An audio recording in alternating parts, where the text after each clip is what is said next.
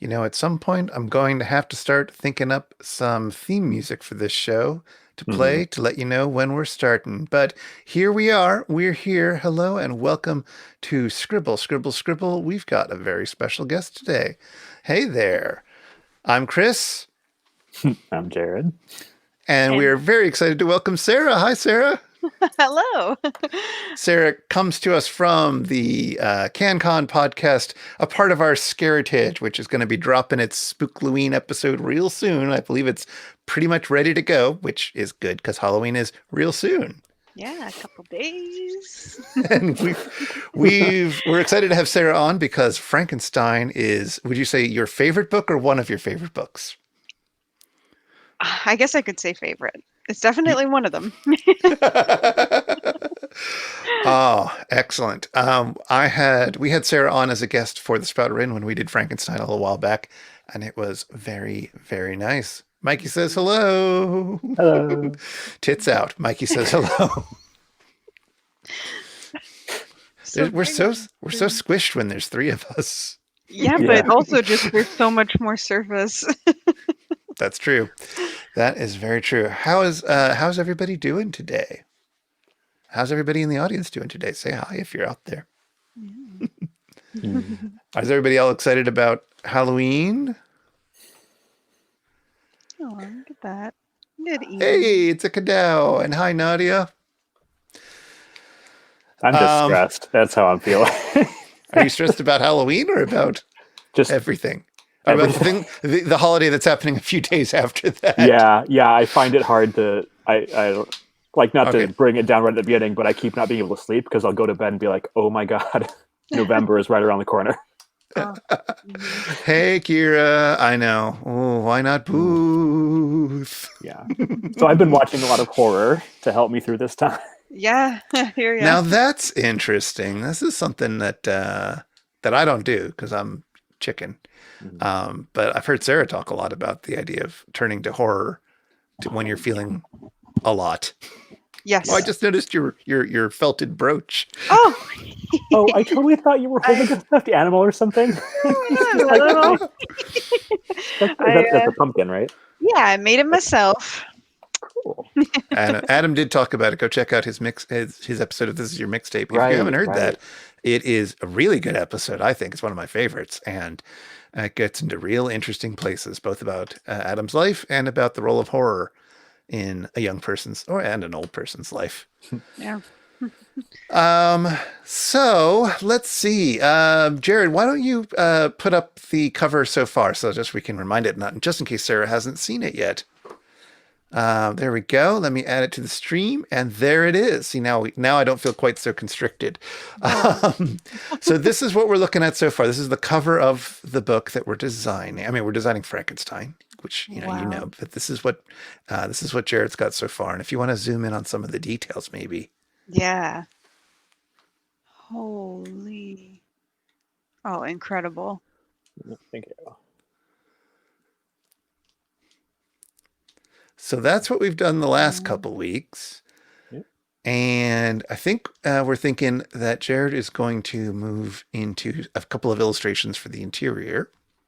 Yeah, because all that's left on the cover really is like really small tweaks that I think would not be super thrilling to watch. So yeah, illustration time.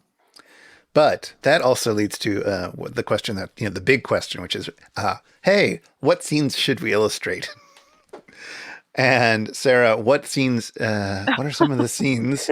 I know. Well, you knew we were going to ask you about Frankenstein. Oh, really? but without thinking too much about it, is there any scene that like visually really strikes you when you think about the novel? Well, one of my favorite things about the novel is like all of the cold climate stuff. Like Mhm. I just find it to be so vast and empty and lonely, and it just sets the mood so well. Yeah. I think undoubtedly, like if you were to just, if I were to just have my way with a book like this, the idea of, having even just a 2-page spread of like that cold, icy wilderness. Oh man. That is doable. what kind of stuff? Like, have you guys discussed this yet about what you did have in mind for interior? Or A ton of stuff. No. no? Yeah, we Talk about still that. haven't settled. We asked the audience last week a bit about this, and they also really like the Arctic stuff. Oh, nice. Yeah. Yeah. It is just like it's very like as I age, I find that I'm enjoying that in real life more. You know, when I was a kid, I hated the cold and stuff. But I just find that it's like, especially in a fictional setting, it's not utilized often enough or in the right way. Mhm. Frankenstein really does utilize it well, I think. Yeah. I remember reading it the first time and for a second being impatient, like, where's the monster? And then going, oh, wait, no, this frame thing is really, really cool. My Yeah. impatience is the real monster. Yeah. Exactly. And I do think when I read it younger, like I didn't appreciate it half as much as I do now, like the stuff we're talking about. Mhm. It was just background at that point, but now it's like, oh, I get it. I get why it's here. It's so important. Mikey says the cold, Oh, wow. uncaring nature of existence is the real monster, which is true enough. Now, I think also that so Mikey has thrown out the monster wakes up, monster tries to make friends with blind old man. Both, big scenes. Definitely. And while I did sort of suggest the possibility of having no figures or very, very tiny figures, like all landscape illustration of it, because that could be a very romantic way to do it.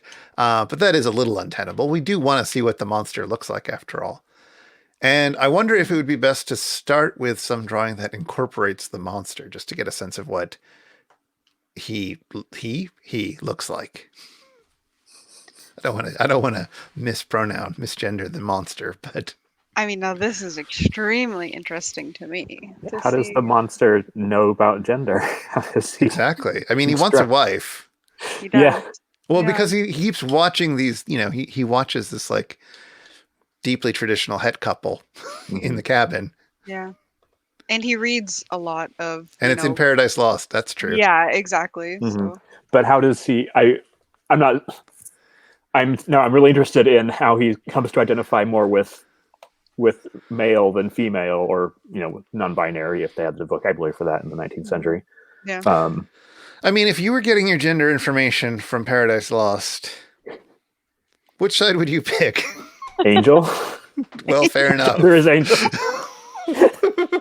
Well, I mean, okay, that's an approach, right? Yeah.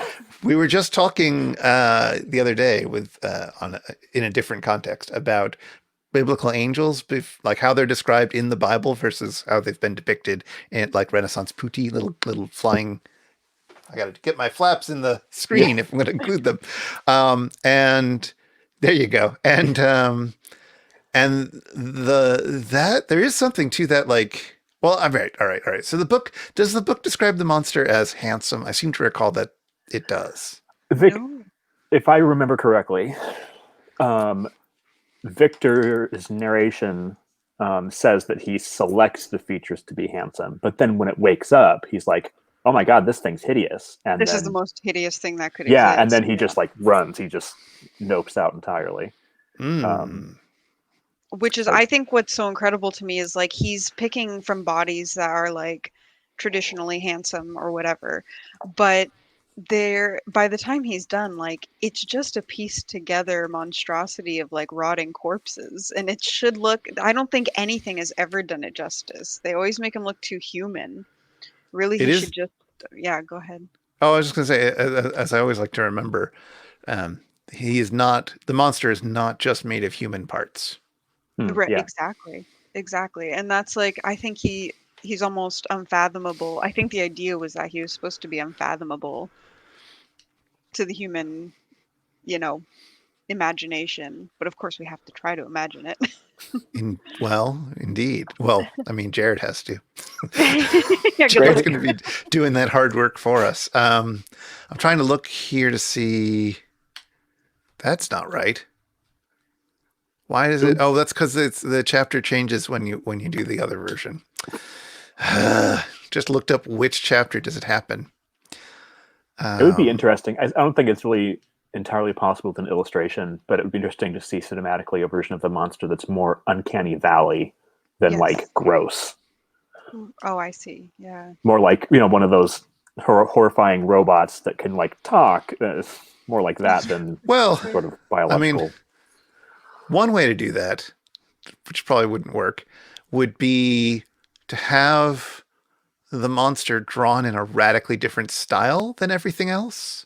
Mm. If you see what I mean? If you had like a Yeah. naturalistic landscape and then like collage Mhm. monster sort of plopped into it, and like I made him out of all the best drawings, but he looks nothing like, he does not look like he fits into this world. Yeah, or like done with like different art forms like within himself. Is that what you mean? 'Cause That would could be also, pretty cool yeah, or too. you could do like a cubist monster, but nothing else is cubist. Right. Or, yeah, here we go. The disturbingly smooth and unexpressive face. Hmm. The malfunctioning dentistry training robot that was making the rounds That's on the internet. what I was thinking of. Kadao says the Bayonetta games do a good job of bringing back the original Angels Are Primordial Monstrosities vibe, and concludes that they should be shot a lot. Yeah. Yeah. I love Biblical Angels so much. We should have picked a book about that. Let's do Ezekiel next. Okay. Because I think like nowadays we've seen so much that it's hard for me to picture just like a patched up guy as scary. So I think my brain always tries to like make it worse and worse as time goes on. I'm sure when the book was written, the idea of a guy with with a patchy face was the most horrifying thing in the world. But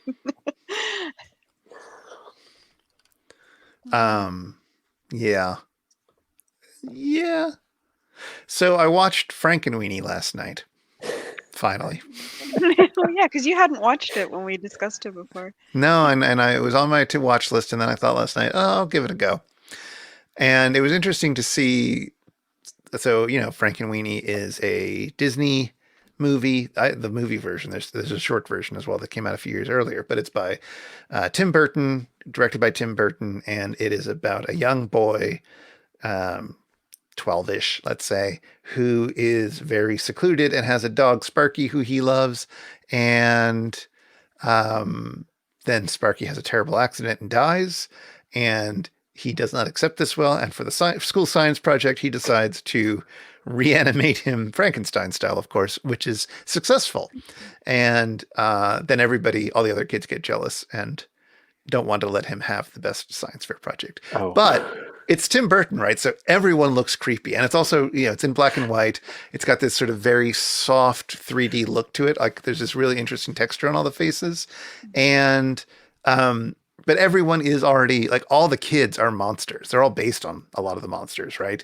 He's got this friend, what was it? Edgar E. Gore, who's got a hunchback and is like, looks like he's straight out of a Charles Addams comic. And you've got a few other things. You've got like a mummy character, and you've got a few other characters, and like everyone is monstrous in that town. Yeah. All the characters are already monstrous. So like taking the cute dog and just making him look like he's patched together like a teddy bear that's seen some rough times isn't particularly monstrous, which is an interesting thing. Yeah, he's adorable still. Nadia has an idea. Oh, It could be like that Twilight Zone episode. Oh yeah. I like that. The spectacle treadmill is a definite problem with old horror. The classic Dorian Gray film's portrait is kind of mild looking to contemporary eyes. Definitely. Yeah. Yeah. It's just like Francis Bacon or something. It's not Exactly. I just read Dorian Gray for the first time this year. Oh, how was it? I loved it. I liked it way more than I thought I was going to. Have you read any of his other work, like his plays? Nothing. No. Oh, go read the plays. Go read Really? The Importance No. of Being Earnest. It's hysterical. It's not spooky at all. None of his other work is. I don't know, maybe Salome, but none the of his real other work horror is is particularly society. Yeah, exactly. Yeah. The real horror is getting skewered by a good pun. Yeah. Lady I Bragnell was the agree. real monster. And yeah, there were parts of Dorian Gray that like I had been warned were so dull and boring, but I don't know, I just find that I guess my tolerance is high. Yeah. But when I know what I'm getting into, I guess I expected way worse. I was like, this isn't that bad. Nah, I don't think of that as a scary book, anyways. But I didn't finish it when I read it as a teenager. I got most of the way through it, and it's not like I didn't like it, but Jared, we need to get you drawing. We do. Oh, I thought you were Um, drawing this whole time. No, no, no. no, we've been sort of talking about what he's going to draw, and then we got distracted by talking about other stuff. What are you feeling? I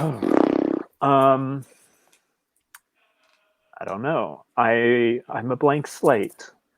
Just like I mean, the just book does start in like the, written letter and that. So even just like, because I've been picturing what could be in there and the idea of like, a scroll or parchment or something, or like a feather pen sitting with ink, like something like that, which kind of introduces the idea of that would be cool. another thought along those lines is because it's all the nested narratives and so forth. And again, this is my formalist brain thinking, but the idea of having an illustration or two for the Walton letters in one style, like a watercolory style is what I'm imagining, but it could be, or technical sketches, like scientific sketchbook sketches. And then having Victor's part in a different style, and then having the monsters narrative drawn in maybe a severe woodcut style or something. I don't know. Like that's another possibility that it could play out. I mean, I don't know how many illustrations we're going to end up doing for the book, but that could be a thing. Right. Yeah. Well, why don't you do you want to just like play it sketching some Franks? I don't know. Sketching some Franks. I've got the bit where he looks at what he's created. So I can read that as well if you'd like. While you start sketching. Do it. All right, here goes. Chapter 4 in the 1818 edition, chapter 5 in the later edition. If you're reading along at home, it was on a dreary night of November that I beheld the accomplishment of my toils. With an anxiety that almost amounted to agony, I collected the instruments of life around me, that I might infuse a spark of being into the lifeless thing that lay at my feet. It was already 1 in the morning. The rain pattered dismally against the panes, and my candle was nearly burnt out when, by the glimmer of the half-extinguished light, I saw the dull yellow eye of the creature open. It breathed hard, and a convulsive motion agitated its limbs. How can I describe my emotions at this catastrophe, or delineate the wretch whom, with such infinite pains and cares, I had endeavored to form? His limbs were in proportion, and I had selected his features as beautiful. Beautiful! Great God, his yellow skin scarcely covered the work of muscles and arteries beneath. His hair was of a lustrous black and flowing, his teeth of a pearly whiteness, but these luxuriances only formed a more horrid contrast with his watery eyes that seemed almost of the same color as the dun white sockets in which they were set, his shriveled complexion, and straight black lips. So that's what he looks like. Beautiful. And like I've seen attempts at making him similar to that, but he's still far too, I don't know, human and pretty, if that makes sense. Have you guys seen the Frankenstein's monster from Penny Dreadful, the TV show that was on for a while? Yeah. Yeah, like that guy's still good looking, but he's got yellow skin, he's got black lips, he's got the straight black stringy hair, but he's still like just a dude. I love the imagery of the skin being too rotted and too thin to cover up like the viscera underneath. That's so cool.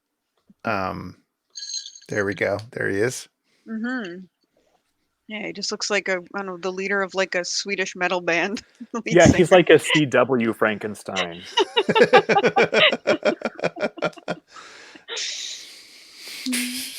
So Nadia suggested maybe only ever show details of the monster, an eye or a hand. I was thinking about that. Yeah. That could be a way of doing it.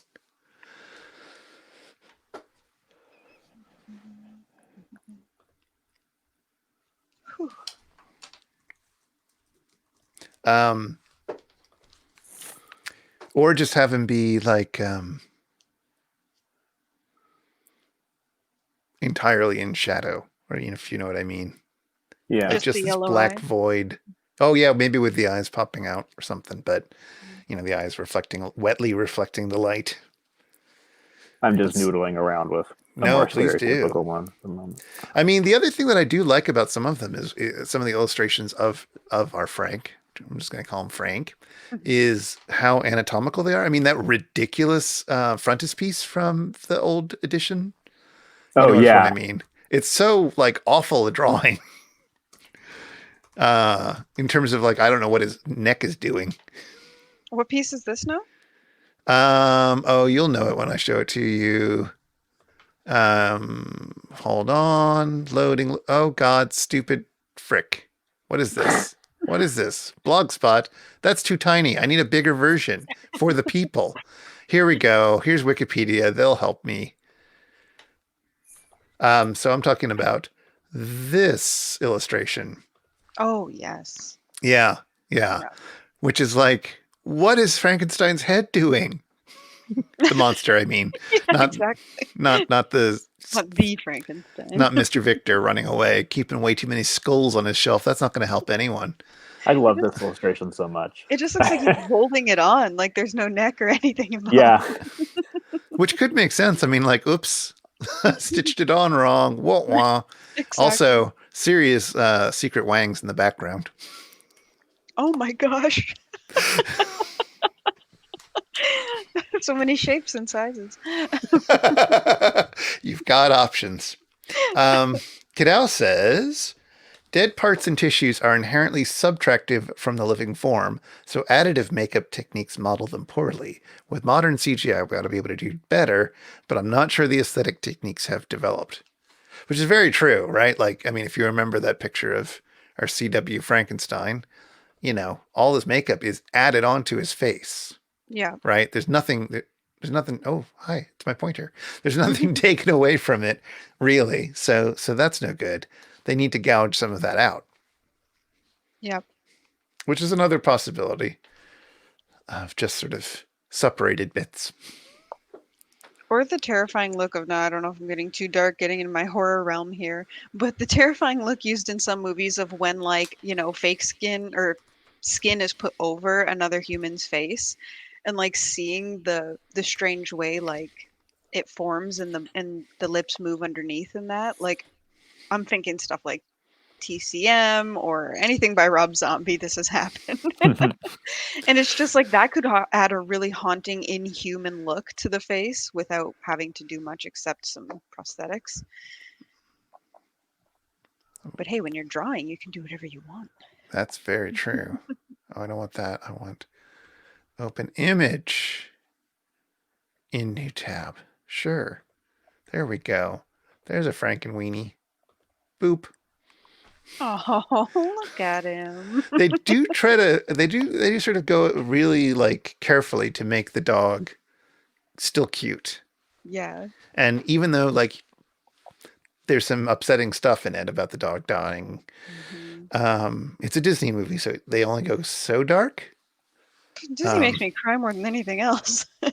Well, but it can be sad, but that's different from dark. That's That's true. different from like actually showing the dead body's cadaver. Like, You're right. Yeah. and even when his like body, bits of his body fall off after, and Victor is like, I can fix that.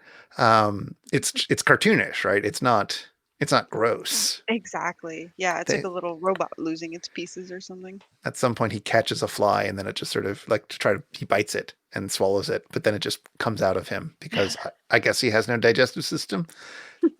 You don't want to think too hard about how the science works in this, but oh, Oh, wow. Now what are we doing? We are ideating. Yes. So what program is this? Photoshop. It is? Wow, Yeah. It looks so different from when I used it in high school. Yeah. It has changed a little bit over the years. Ooh. Is Photoshop your preferred drawing program? It is for like this kind of thing. I use Illustrator a lot Yeah. for other stuff. I might use Illustrator more actually than Photoshop. Okay.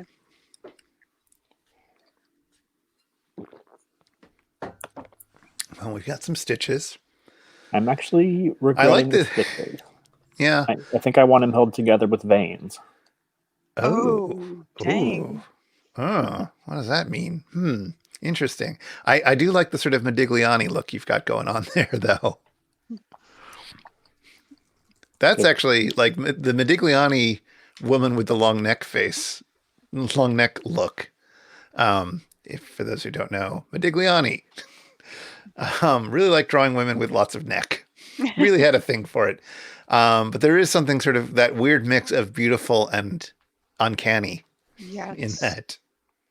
Like you put this in the right lighting and it's suddenly a horror film. It's like when the people sort of like 3D model what kids' drawings of things would like of cats actually look like. Right. Those are so horrifying. They're so good. Yeah.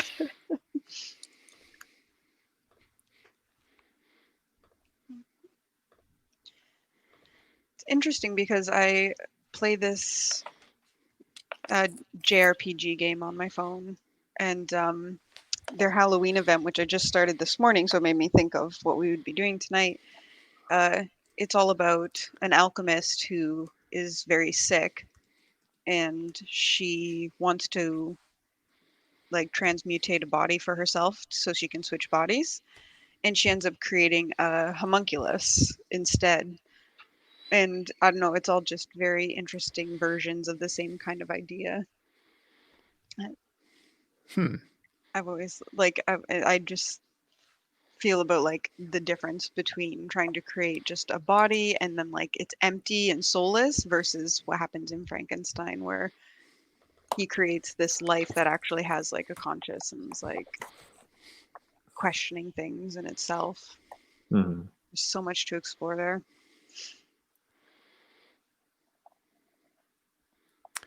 Absolutely. Um, on the on the page side of things, I've changed fonts again, but I think I'm happy with this one. So what are you doing, Chris? So this is what I'm doing. I am designing. I'm setting the text. Wow. Um, so this is just I've been using letter one to dabble on it, and I didn't like we had Calcin, which is a classic font, but Adobe's version of Caslin. Adobe's version of Caslin does this weird thing where the TH looks terrible. It makes a really terrible. I hate the ligature that the TH does. And I feel like Adobe does this with a bunch of their fonts, but thank you. Elegant is what I'm hoping for. I like an elegant book. I didn't want to get too crazy postmodern on this one. Right. And then I was looking for a nice. So I've got Caslin still up here for the header. And then I've got, what is this one called? I've gone through a few now. Freight Text Pro. Freight Text Pro. It felt like the right weight of what I wanted, in terms of Yeah. how dark it is on the page and how it balances with the thing on top. I wanted it to be not too light, not too heavy, not too modern, but not like distressed or anything. Mm-hmm. Oh yeah, that looks gorgeous so far. So that's where I'm at. Hmm. And I need to, now that I'm relatively satisfied with that, although I haven't printed it out yet, I probably should actually physically print it out to make sure it looks the size I think it does. But it should be fine. I've done this before. This is within tolerance levels. I should actually add the rest of the text. So print it out as in like you're actually planning to. We were planning on making physical books out of this at the end. Oh, incredible. Dibs. Yes. How exactly we're going to do that, whether we're going to do a print on demand service or whether we're going to something else, we'll see. We shall see. Letter 2. Is this the first book you guys have created together like this? Yes. I mean, I've made. Um, oh, hold on. I've made books, plenty of books before, um, but um, but yes, I haven't done it this way. And now I was assuming that I was. Tell me if I'm wrong. I was reading that as his face at the top of the frame. Yeah, Okay. Okay. Good. And this is like his shoulder, and he really is Modigliani-ing it. a little bit. Yeah. Nice. Let's see here. Give English back its thorns, says Mikey. Yeah. Fair enough. I keep threatening to do a crossword puzzle like that, where the THs are all thorns. That would I be ran into a long brutal. article on a website whose font had a ST ligature, and I had to nope out of it. Yeah, I Oh. hate the ST and CT ligatures, except maybe in titles, because I find them really busy and they just make it hard to read. I mean, in handwriting, it's fine, but the layout breathes well, perhaps ironically given the subject. Thank you very much. Took me throwing a lot of fonts at that to find one that I was happy with. And now I'm thinking, Mikey says, of the long stem S that is an older text and how hard it is not to read it as an F. Mhm. You do get used to it. Like, they are different letters. Having worked with old texts enough. Ooh, I don't know why I'm so excited, but I like a shape. A good blue shape. Do you like the sort of tealish blue as your sketching color? I do. Yeah. I know a lot of artists have a preferred sketching color. And do you have I'm assuming you have a tablet? Yeah. Okay.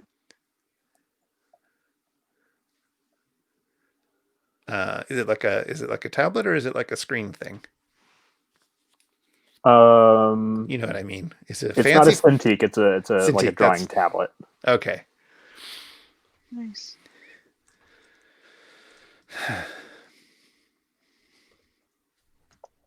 Accidentally getting sort of a Spielberg alien thing happening.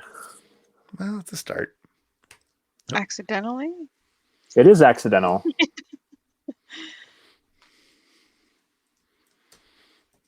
This was supposed to be a sketch, and now it's turning into a weird painting. I'm not actually doing this.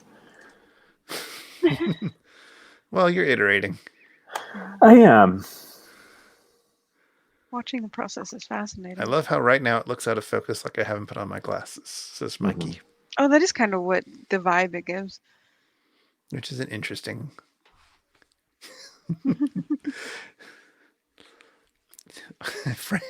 Victor found all the body parts quite attractive when he was working up close with them, but stepping back, his myopia kicked in and it looked hideous. I love judging corpses on hotness level. You could go the stylized abstracted route, says Nadia. And you could. Yeah, like this already is kind of giving me great vibes about how it's like you couldn't really focus on it. His face is too distorted. Mine kind of fills in the blanks.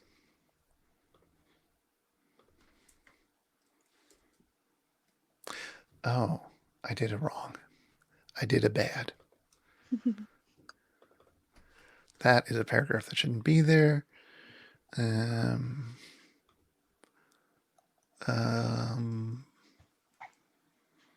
Yeah. I need to set up a thing. Space before is going to be 12 point. Is that right? Why is everything in inches now? Well, it looks right. And now I need to add. Do you like to, when you're doing stuff on the computer, do you like to talk to yourself? I don't actually. Oh, Really? that's weird. What's wrong with you? Yeah, like on the computer, it's like I wake up talking to myself and I go to bed talking to myself. Like, it doesn't stop anywhere in between.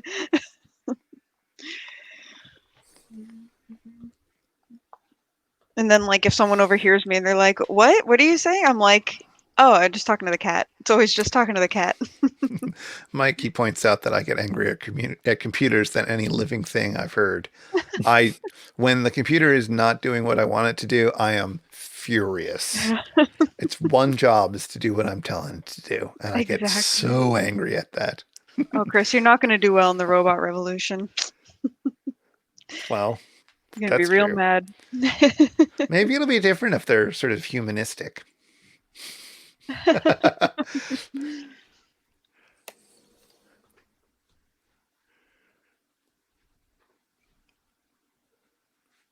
Wow, this is looking beautiful.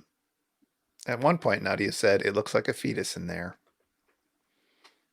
Really, I was going to say this guy's already too handsome, Jared. Take it back. Hold on, he can ugly it up. Yeah, I'm sure. Just gotta get that bone structure in before you add the. Also, you like ugly boys. What does that mean? You like them little monstrous. Wait till we play. If we end up playing Monster Prom tomorrow Oh my night. gosh. I was already like looking over all the characters like, who will I romance? I did a round of it just to see it, and then I played around with Mikey just to see what it's like with multiple players. And when I did the first round, there was one dateable character who was like, "Oh, that's the one Mikey will like." And sure enough, oh boy. Is it the Wolfman? Of course it's the Wolfman. I was I thinking. don't know. There's a particular outfit that the Wolfman ends up in at one which I had seen and then Mikey got to see, and it was just like, yep, it's gonna be quite a thing. Oh God, Monster Prom, labor breathing. Yep, he got real messy. I was seriously thinking like, oh, I'm like, maybe I'll romance the Wolfman guy, and then I was like, wait, no, Mikey's gonna do that. I can't join it. It's a competitive game, right? It's like a board game. You're trying to win all the points to. Oh. So you might get the first chance to ask, and maybe you'll take him, and then Mikey will have to go with one of the other ones. Okay, At one point, Kadau said, "I think computers are too cold and impersonal to get our sympathy. The organic vibe of a wooden door or a brick oven gives us more friendly feelings." So I got into an interesting argument once with a friend of mine who is a poet, as you know, am I, and especially in the context of this story. And she's much older than me, happily still alive. We were doing a little thing where we were just sharing work in a really casual setting.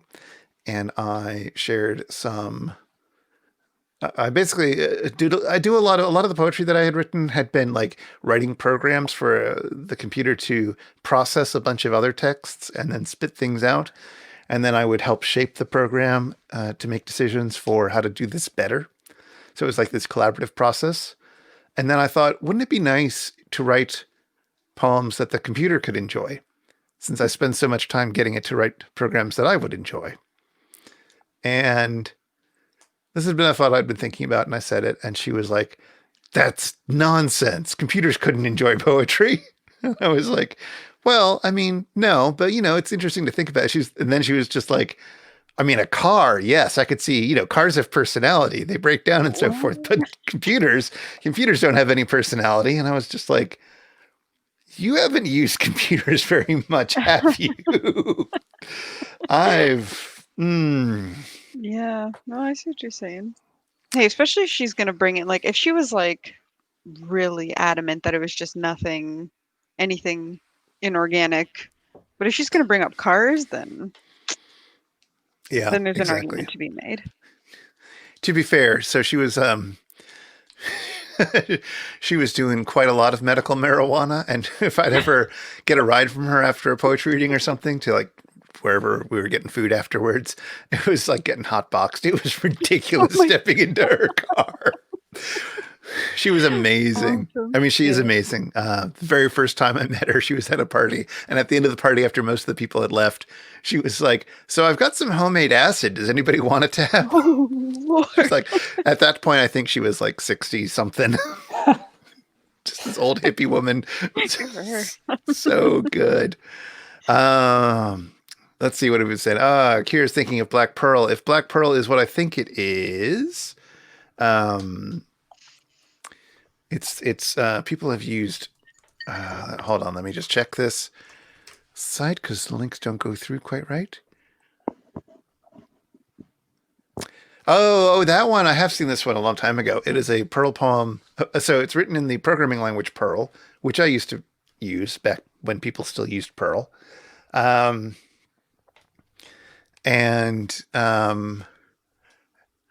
it would exit.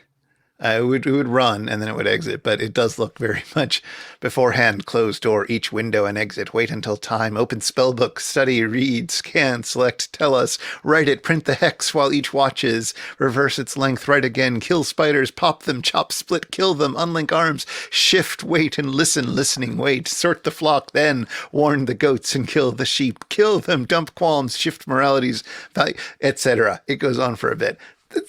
Perl was a language that you could do stuff in. So this was a poem written for a So computer. it was written in a programming language in such a way that it would parse, and it was posted onto a Usenet group, but it was written for the amusement. It doesn't do anything when you run it, really. I love it, though. That's amazing. Yeah, no, it's good. Now, Mikey says, I mean, her acid was probably way better than what you get on the market. Apparently not, because a friend of mine took some home with him and took it and said it was actually really weak. So who knows? I'm sure she's made better batches. Or, it was a daily thing for her. She didn't want it to be too potent. That's true. She was microdosing before it was a thing. Right. Let's see here now. I'm loving this. Oh my God.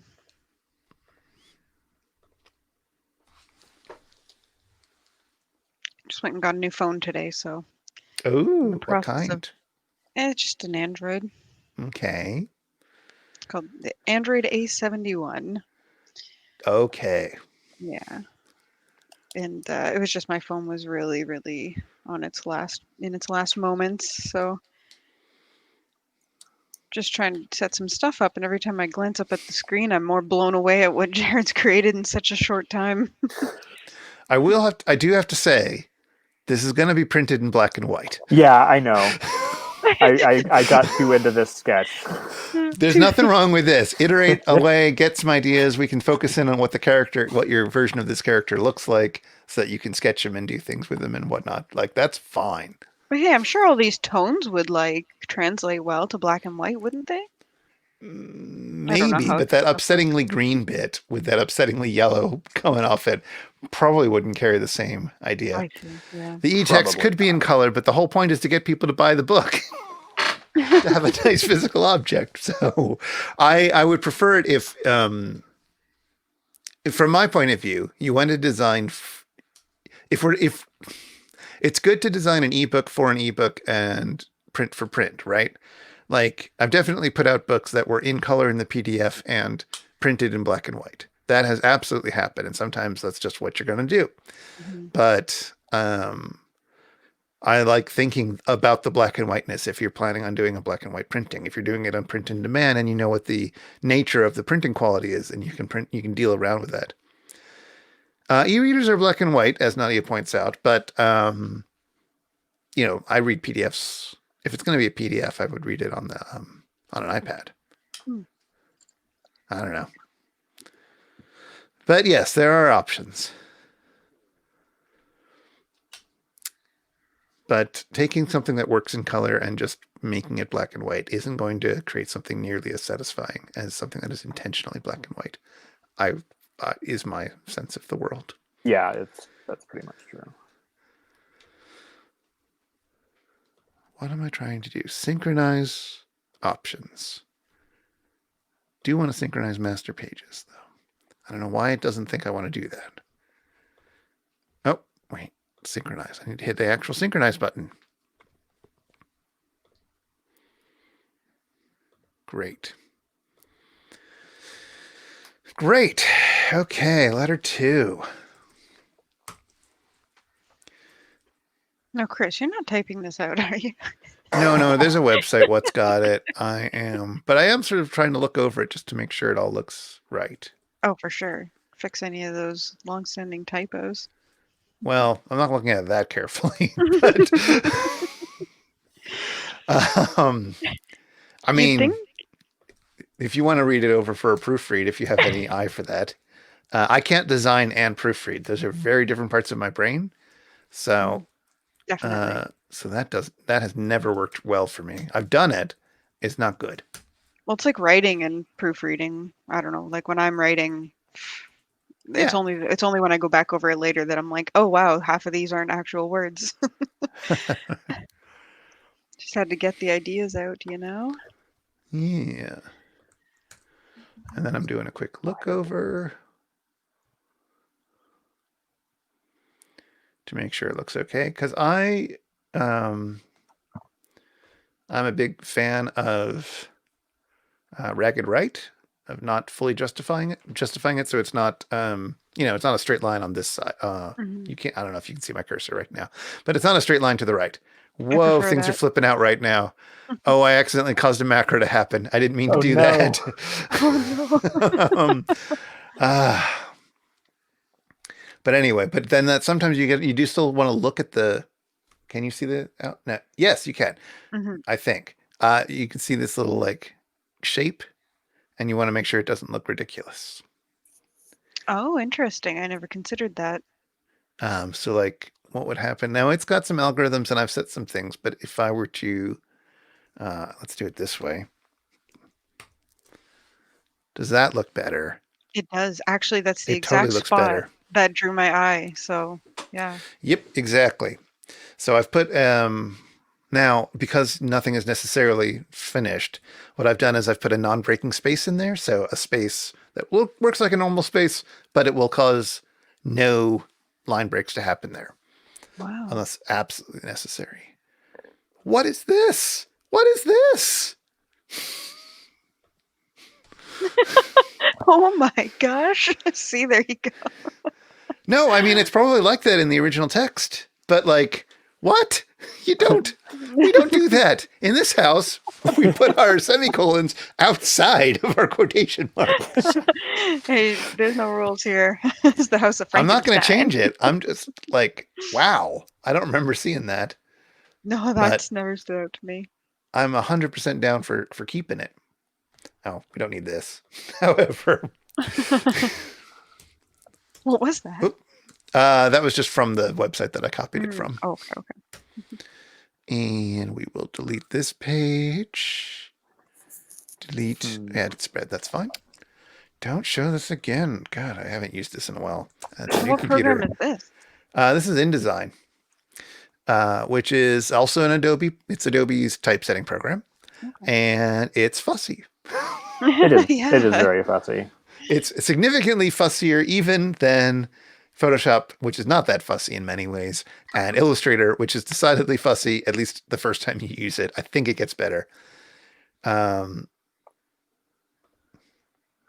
Oh yeah, no, I know how to do that, but I think I'm gonna leave it be. I think I'm gonna keep the Dilio. At least InDesign isn't FrameMaker. Did I use Frame? No, I used Quark back in the day. So yes, let's pop back over to see what's been going on with Frank. Getting bloody. Ooh, buddy. All right, so I swear I'm going to do something actual for the book in a minute. that's okay. I swear. This is all process. At this point, it's not process. I'm sorry. It's just Fair redrawing enough. Frankenstein. Fair enough. Well, we'll need promotional materials. Yeah. Well, you need to have the character in like an idea of him before you can move forward. By the way, have you saved? You haven't. No, of course I haven't. Why would I have saved? We've done this how many weeks now? Of course I haven't.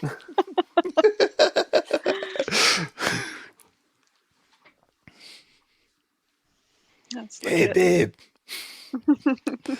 You want to Netflix and chill? How could you say no to that? The Monster Prom DLC character right here. Thank you for swiping right. Frame exists. Frame Maker still exists for technical publishing, says Kadao. Oh boy. Oof. Wait, is swiping right or swiping left the good one? The approval one. This technology came in after I was off the market. I will say, to do what I'm doing, I'm flipping back and forth between this and a reference photo of a mummy of an Egyptian queen. Oh, yes.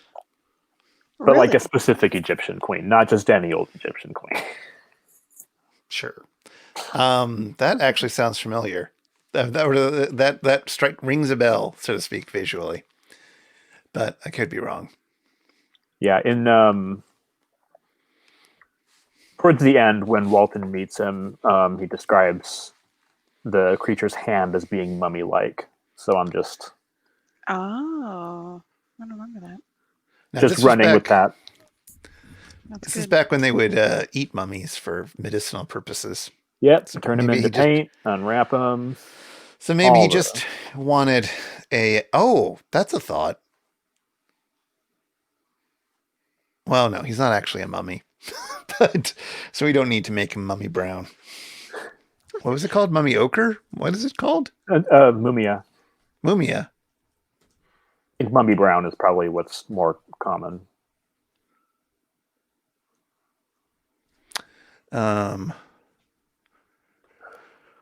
Let's just double check what's going on over here. God dang it, I set this to a thing and it... All right, well, anyway. Okay, we're back to being an art stream. I set the category, but StreamYards here doesn't do it right. That's what the spicy jerky and Chrono Trigger is. Mummies. Oh, we've been playing Chrono Triggers on Wednesday nights. It's been fun. Yeah, you've been enjoying it? I don't like the controls, Mm. but I have been enjoying like the art and especially the music, and the story's been lots of fun. Soylent Brown is mummies. Probably. All right, that was letter 2.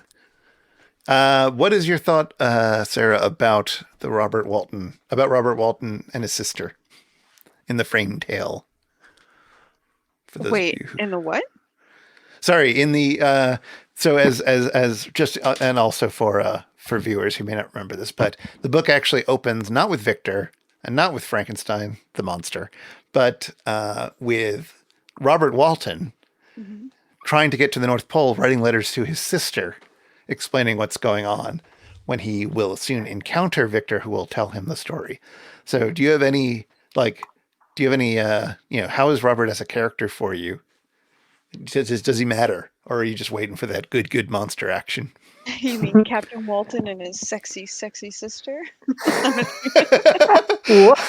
Is I she don't described remember. as What is sexy it? You read in the book? I mean, Your sexy as sexy in, sister. I think he's totally in love with her. Oh, he's in love with his sister. I Margaret, mean, yeah. that fits with the quasi-incestuous relationship between Victor and Elizabeth. But exactly. Hey, she's married. Do not ship. And I only this is just I guess an inside joke with myself, but when I when I was younger and like reading this book, I 100% like had this memory of him that he was writing to his significant other. And I seem to remember like upon a reread when he's saying like your loving brother and that, I was like, is this some kind of terminology that I'm unaware of that's just like husbands would call themselves brothers sometimes? I mean, kind of, but Like ooh. I definitely get the vibe that they were together. But yeah, no, I like him. Like I have no issue with him. I guess there's some people out there who find it to be kind of space filler, but I mean, I I like definitely found it that way the first time I read it, but what like he's just space filler in that. it's just like, oh my God, can we at least get to the boring bits? Because I wasn't enjoying it very much the first time, and I was just like, let's get going. Let us get going here. Right. Like I see him as kind of a harbinger in a sense where it's like he's leading us through this story and kind of he's our warning point of the dark tale to come. That's true. What am I looking for here? Normal first. Oh no, you're different. You what happened? And like Oh, I how do see. you feel about it then now, Captain Walton, Chris? Like do you find Oh, I like liked do him. you like So when I reread it for the Spouter Inn, I definitely enjoyed him a lot more. I enjoyed the entire book significantly more than I did the first time I read it. Oh, right. Um, but that is fun, and absolutely, yeah. There's a his approach to science is well. All right, let me think. How would you describe Walton's approach to science? He's super like of one mind of it. He's really hyper focused, and he gets really frustrated with all of his sailors. You know, sailors for hire because they won't risk their lives for the science by going to the North Pole and getting stuck in this thing. He's like, well, I'm stuck. My men are mutinying, and I was able to get them like one last hurrah, but blah. And it's like, that's kind of rude. um, but I enjoy that about it, I Yeah, me guess. too. And the way that this is the thing I was also thinking about with Frankenweenie actually was like so in Frankenweenie, Victor, in revivifying his dog, is possibly not thinking through all the consequences. And they really show this because immediately after he manages to revive his dead dog, he has no idea what he's going to do now in this Mhm. very typical kid of that age thing. It's like, okay, I've done this. Oh no, it's a dog who barks that I'm trying to keep secret from everyone because I don't want anyone to know what I've done because this is probably not going to go over well with people. Right. And it's like, yeah, you didn't think about that one, did you? And it's like, well, yeah, that's what kids do. Um, but then all the other kids, when they sort of want to have a better science project, they also revivify various things, and it turns out much, much, much, much worse. And you have this sort of layers of people, doing science in different ways and being appropriate or not. I think Mhm. that's an interesting. I don't know. It's interesting to have the different scientists come on and be Yeah, bad in parallel ways. exactly. And I've Oh, always I'm sorry, kiddo. Happy ideating. Anyway, what were you um saying? Sorry. no, no, that's fine. Sorry, I didn't see what Jokadao had said there. Oh, he's just said he must away. Happy Oh. ideating. um yeah, I don't know, like I always and I remember we discussed this in the Spouter episode too. Um but I personally find Victor and the wretch to be so I'm Meaning, calling him meaning, that. meaning his bride or the monster. A little bit of both. So one and the same, aren't they? Um, I mm. find them to be both so full of themselves Hmm. and so wrapped up in their own worlds that it's I I like the addition I think of Walton because he kind of breaks that up a little, even though it's very minor. It's like you get a perspective that isn't one of these two totally bloated egos of the two main characters. That's true. After you hear all of, I mean, you have this sort of weird setup that doesn't feel like it has anything to do with it. But after Victor has unloaded, you have Mhm. somebody who's able to say, huh, Yeah, exactly. I find that refreshing. that is true. That does pay off nicely. Yeah. So I've just entered letter 3 into the docume, and the thing that I was worried about has happened, which is to say, I've Mhm. got this really ugly dangly bit on the second page, and it's Hmm. frustrating because there's a few ways that I could deal with it, but they're all bad. Um, One way would be no, so normally I don't like to have single line hangers, and in fact, I'm surprised I don't have that turned off. But oh well, I should set that up soon. Um, But normally I would just like cheat like that. Nobody's going to miss that one line in the typesetting, and then this will, this wouldn't be quite as ugly, a little No. ugly. But now this is ugly because you don't want to have just one line at the bottom of the page. So then we could do that. But now that's starting to get that's got to be the answer. But like, Yeah. ugh, it's not ideal. I know what you mean, but that actually does look quite better already. Yeah, I mean, like that has to be the answer. Yeah. But it's unfortunate. But I knew this was going to happen because I knew some of these letters were pretty short. And that always seems to happen. I mean, or I could go back and redesign everything and move the, have the letters start higher on the page, move this up a bit. Yeah.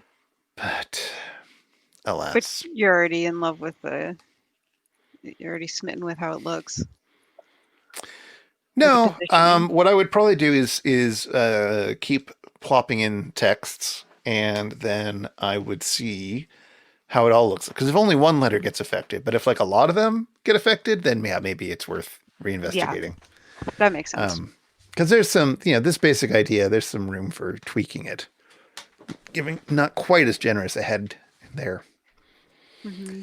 So that's where I'm at right now with that. I thought that was interesting enough to show on the screen. Meanwhile, I'm glad you did. This is fascinating. What's going on here? We've got Something's different. That looks like an eyeball. It is an eyeball. Yeah. And those are bandages. Yep. And that's like a pumice rock. It looks like someone's wrapping bandages or taking them off of him. Yeah. Oh, I see. Okay. Oh, yeah. I thought we were polishing down the eye to make it nice and shiny. Nope. Gotta add some goo. And are those like little hairs or little? They're little wires. Yes, I was gonna say little wires. Okay. Yeah, they're sort of punching into the bandages. Very cool idea. He looks angry.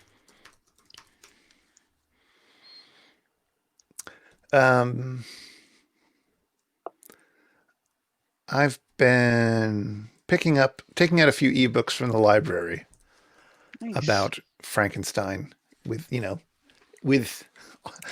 intentions that are unlikely to actually come to pass. Oh, that's not what I want actually. Let me see here. Let's go to that.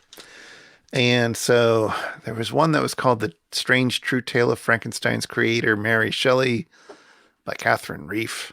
Yes. Have you read this one? I'm dying to read that one. Yeah. Apparently it's really well received. Oh, okay. Yeah, it's a young adult biography. I was going to say it reads very young adult. Yeah. It's got a lot of pictures in it. It's kind of like a graphic novel, isn't it? There are some graphic novel things in it, but it's definitely at least maybe later it becomes a graphic novel. But this is more like a heavily illustrated young adults book. Okay.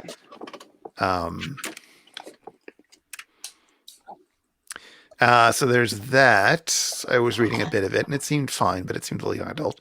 And then I picked up one that was called "Making the Monster: The Science Behind Mary Shelley's Frankenstein" by Catherine Harkup. Which also seemed a bit. Sorry? The science, or like the fake science, or the act. There's. Yeah. Oh my God, this version right here is unreadable. But yes, she's an actual science. She has a PhD in science, in the science, and she does popular science books now.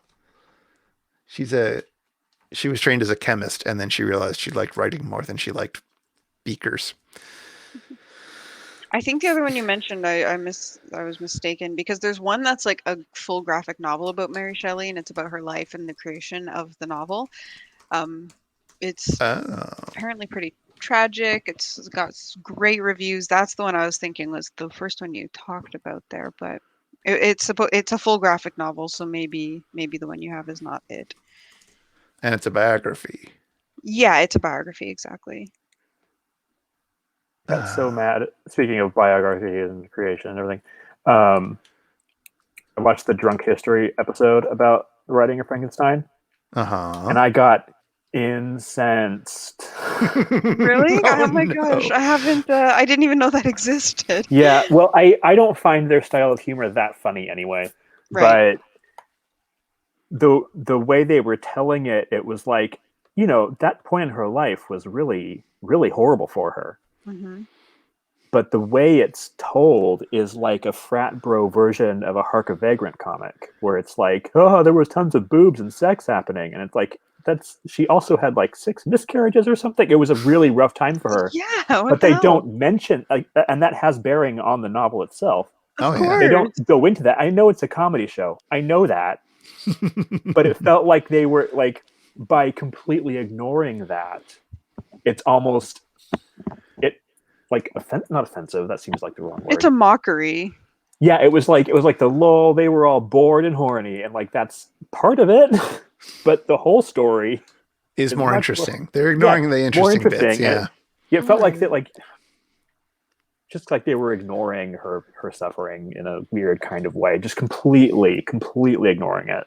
Yeah, and I mean, I don't like to write off comedy as being like, oh, it's comedy, so whatever. Like, I don't agree with that, because there are a lot of people who are influenced by maybe that's all they've seen of it. So it's like, even if you're going to get it through in a jokey way, at least get the real story through. Yeah. But, I mean, all right, let me pontificate about comedy in a highly unfunny way. Check my former podcast with Adam. You're not funny for more of this, but That's so unlike you, Chris. Exactly. But like, comedy is a way of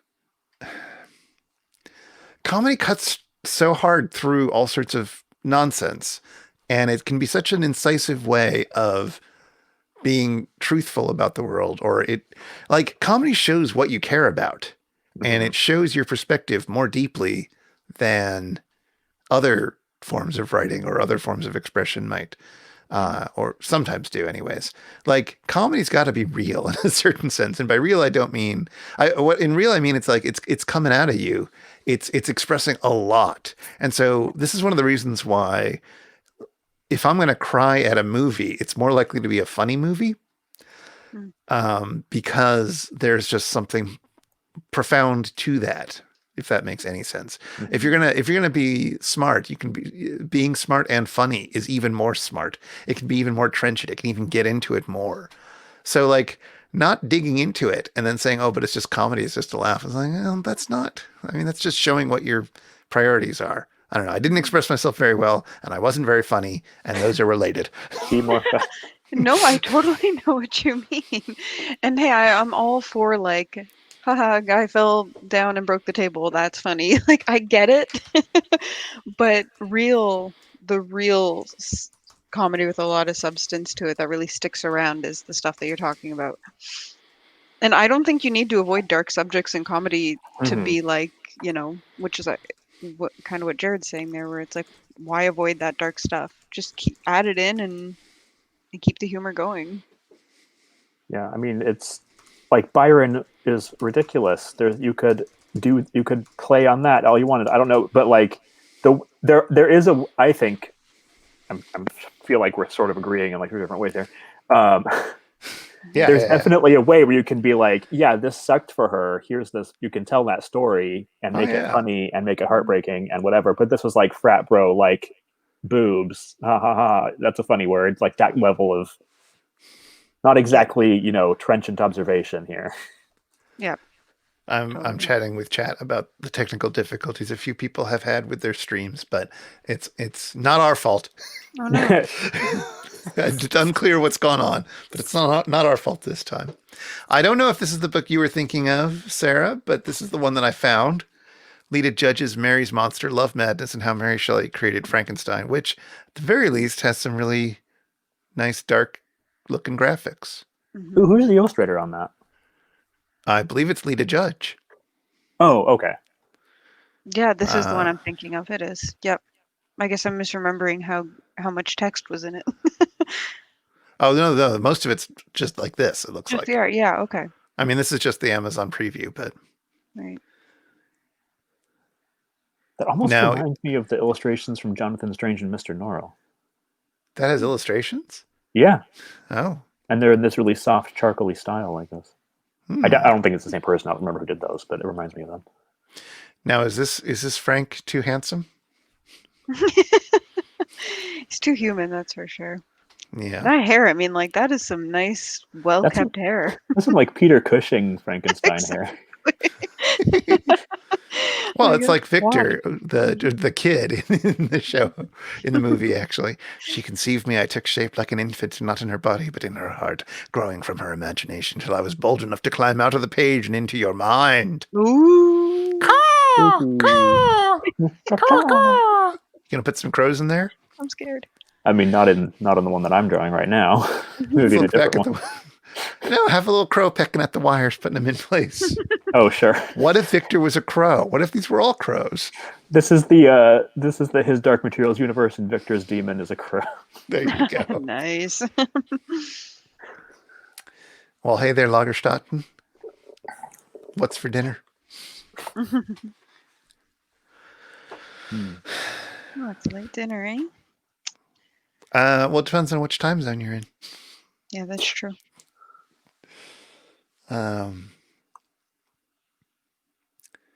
Mikey made up some pasta with some veggies in it. It was very nice. Very simple and very nice. I had some veggie shawarma today. Oh. Yeah. What? Chicken soup with extra veg. Nice. And then I guess if you put the eyes on that side of the P, it is like you're licking your lips. Or Yeah, you you look know like Hamsar. That's ingenious. Never seen that one before. It's No, good. me neither.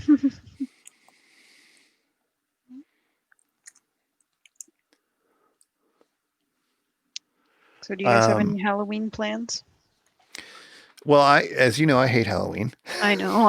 I don't want to admit it when I'm talking to you, but or acknowledge it. But this year, Halloween's canceled, so I don't have to hide as much. Mikey's got some plans for how we're going to deal with, just in case anyone comes by, even though they're not supposed to, and maintaining distance and so forth. And we'll be, tomorrow we'll be playing some Monster Prom. It looks like. Yeah, that's exciting. So that's Halloweeny, and then I've got to finish editing the next It's Just a Show, which is our Halloween episode. So, like, in that sense, we watched a quote-unquote scary movie. So in that sense, the guy who dislikes Halloween the most is doing the most Halloween stuff. Well, I'm not dressing up. Okay. Kira's kitties turned 4 this Halloween. Oh, that's so special. Oh, they're basically the same age as Basky. Little spooky who kitties. Turned 4 back in between Canada Day and the 4th of July. I always forget how young Basky is. She's little. Yeah. Mikey's going to wear his black cloak and, I don't know, some eyeliner, he says, which I think is what he wore last year. Hey, if it works, if it ain't broke. Mikey, where did you get that cloak? I want a cloak. You'd think I would have one, but I don't. He got it from Zara. No, I don't know where he got it. I'll likely be wearing a witch's cape tomorrow because I'll be dressing up for work, and then when I get home to Jackbox. Nice. You can keep it on, yeah. May as well just... Mikey is planning a Zagreus costume for Halloween 2021. Mikey says he got it from some bullshit online place. It's not great quality. I bet you can find a better one. And then Kira got very excited about the Zagreus costume. If you watch the latest Drawfee episode, I watched that today. Julia draws Jacob as Zagreus for Halloween. It's so great. It's totally great. So are they still regularly drawfeeing? Yeah, they were able to buy their channel back from, or not back, but they were able to buy the channel from the remnants of College Humor. Oh, and that was basically what they were negotiating for the first half of the year. And now they've got a Patreon, which has been wildly successful. And they're doing a bunch of streaming. And yeah, I know. And if you watch it, you can see my name go in the credits. Oh, So there hey, you go. look at that. Because they bring me a lot of comfort. Yeah, there's a good few years of my life where I watched them very regularly, but it's been a while. Oh man, if you were watching it a while ago, I like the new lineup much better. Caldwell was always fine, but I so much prefer the post Caldwell era, and they've added a fourth person now, and it's a real good team. So who's the group? So it's Nathan Mm-hmm. and Jacob and Julia, Mm-hmm. who are dating. It's adorable. They have cats now. Watch their streams. Oh, that's hilarious. I think one of the cats was very sick, but it looks like she's doing better now. And then they're very kitten. They're still kittens. They're not even a year old yet.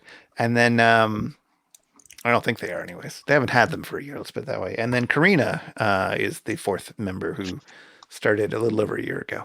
Okay, cool. I love Karina.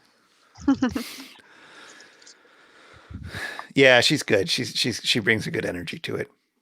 It's funny because early on, like she speaks very quietly naturally. And in their old episodes, they would all be sharing a mic. And like the first couple times she's on, you cannot hear her. They had such trouble mixing her to be the same level as everyone else. Now now obviously they're all separate and doing it from their homes, but Right. yes. And they're discussing, there's discussion in the chat about how you might dress up, how you might do cosplay, and like how to make sculpture bits. So that you can make the triple dog skull pauldron of Zagreus.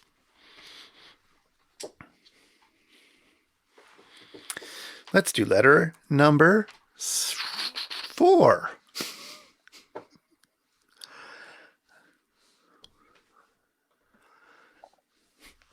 Is there anything else that you can think of that you'd want to see illustrated in a Frankenstein illustrated book that you picked up? Yeah, I've been trying to think about that. Do you want to see the murder? Oh, I want to see Which the one? murder. Oh yeah, that's true. I was thinking of the bride, but there's like a boy who gets murdered earlier on, right? Yeah. Yeah. A nice boy. Victor's brother. Oh, that's right. It's Victor's brother. That's right. I was thinking about the murders and how like scenes of the moments before the actual violence could be very impactful, Mm-hmm. like especially with the bride in that. Is it like are you thinking the moment when Frankie, pops in? Or are you thinking just like her calm in her Yes. boudoir, but with no, like what's going to happen, but there's no sign of it in the image? Exactly, like the calm before the storm kind of moments. What if it was all just characters doing their toilette?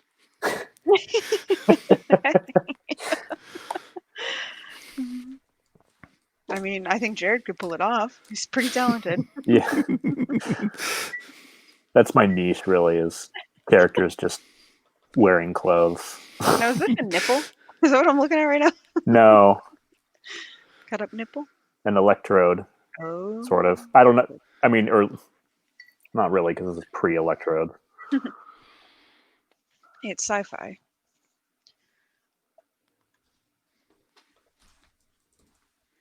Do you two consider Frankenstein to be the first real sci-fi novel? I mean, what does that even mean? It's possible. So like, there's a few different ways of thinking about it. There's like, is this the earliest thing that you can read as a sci-fi novel? Well, no, that's not true. No. It certainly isn't. Is it the first in terms of a history of things happening, affecting other things happening, which led to sci-fi as we know it? Again, I don't think it is. Like this didn't lead to the sci-fi industry, as far as I can tell. I am not an expert by any means, so don't listen to me. But I don't think that's the case. However, I'm not a historian. However, I'm a literary reader. And so for me, the question is always, can you read it as? And yes, you can get away with, oh, that's weird. You can get away with reading it as science fiction. Definitely, yeah. Mikey points out the Blazing World of Sci-Fi, and yes, you can absolutely read the Blazing World of Sci-Fi, and it's all the better for it. And plenty of people have argued that that's the first sci-fi novel, which again, no, it's not. But it certainly didn't lead to other sci-fi novels, so it's not in that sense, and it's also not the earliest thing that you can read as sci-fi. But it is interesting to read it as sci-fi, and I encourage everyone to read it because it's friggin' wild and read it as sci-fi. Yes, no, it's also fantasy, but it is definitely involved in the sci-fi. Oh, that needs to be lowercase to make that work. All right, I need to actually find. Oh, no. All right, I need to actually make this happen. What do we got? So you're inking over there. I am. Now, because it's black and white, I assume you've done black and white print drawings before. Yeah. Just assuming. No, I have. Is there a difference in how you approach that? Like, how do you account for the black and whiteness? You know what I mean? You know what I mean? You know what I mean? Not in my approach, because normally if I'm drawing rather than doing vector like an illustrator, I think in black and white first. So there's nothing to change about my process at all. Okay. If that's what you're asking. Yeah, that is what I'm asking. Like it's form and line, and then secondarily color. So black and white is all form and line. So there's not, I don't need to think any differently. But I guess the other way, I guess what I mean is, since you're not coloring it in, you have to think about, the black and whiteness in terms of coloring. Oh, yeah. So, at that stage, what do? I guess we're not at that stage yet, but. No, but that would be something to talk about. Are we looking at just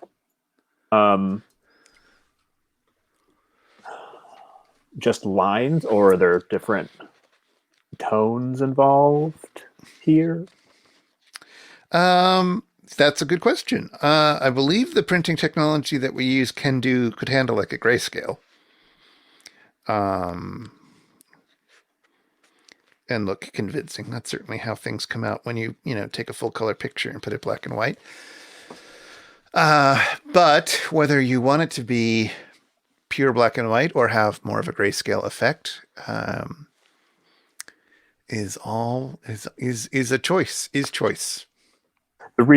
One of the reasons I ask is that I do like the idea of doing different styles for the different sections, different speakers, different narrations. Yeah. So it would free up some possibilities if it can do grayscale rather than just black and white. Yeah, no, the printing. I mean, certainly if the print on demand option can do grayscale. Absolutely. In fact, I will pop over onto the camera. Hi, it's me. And I'm going to show off a book that I published. I've shown this off before because this one just happens to be the same size as the book that we're making. It's this sized, 8.5 by 5.5, half a standard US Canada piece of paper. And then there are some illustrations in here that are printed from color photographs, which are probably color in the thing. Here's one that's full sized. And so you can see, grayscale's perfectly fine. Great. I assume Jared has seen it now. Indeed. Okay. So that can happen. Boop. And so that is an option now. And it's reasonably, there's a reasonable amount of fidelity. I mean, one of the tricks with print on demand is that, oh, that's right. a poster for warm bodies in here. One of the things about print on demand stuff is that you can't guarantee it's going to be the same every time, so to speak. Like everybody's going to get the same. Quality control is not ideal. Let's put it that way. It's not that bad, I will say, but it's not ideal, especially in terms of things like color reproduction and presumably black and white reproduction. So, what was I looking for? I don't remember. I opened a browser tab. Oh well. Doesn't matter. Oh, I know what I was going to do. I needed to look up how to do something in InDesign because it's a thing that is buried away in the stupidest menu possible. Unless they finally fixed it.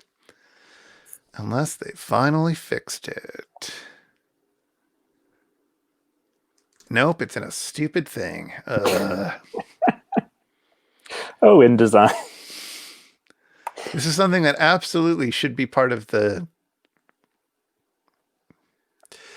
What I like to do is I like it when there's optical align, not strict align. And I will show you what that means in a second. But there's an entire... In fact, we'll pop over to me. So there's an entire menu option, which you can see over here, maybe, called Story. And the only option in Story is to turn on optical margin alignment and sort of set it to a value. And what does that mean? Well, that means that, so obviously the margin's the side of the page. And then if we look in here, you'll notice that we got this H here, and we got this quotation mark here. And that on the one hand, like technically, they are in a line with each other. You know, the side of the H and the side of the quotation mark are aligned. But the quotation mark is kind of lighter, and also it's just the top part. So it kind of looks a bit off compared with what would happen if we turned it on. And now it's meant to sort of visually look more similar, even though technically the punctuation is hanged off the side of the page. Now we're going to make that actually be the same size as the font, which is 10.5. And there you go. And I think that, generally speaking, looks much nicer. It's a thing I like to do. I love it. Wow, I'm learning so much here. It's always useful to learn about typesetting. I turned on the thing. This word ice was on its own page. I still kind of hate how this looks, and I would much rather have that entire paragraph over here. And so I think I shall. Did I not do that enough? Uh-oh. Well, I need to figure out what's going on here, because that...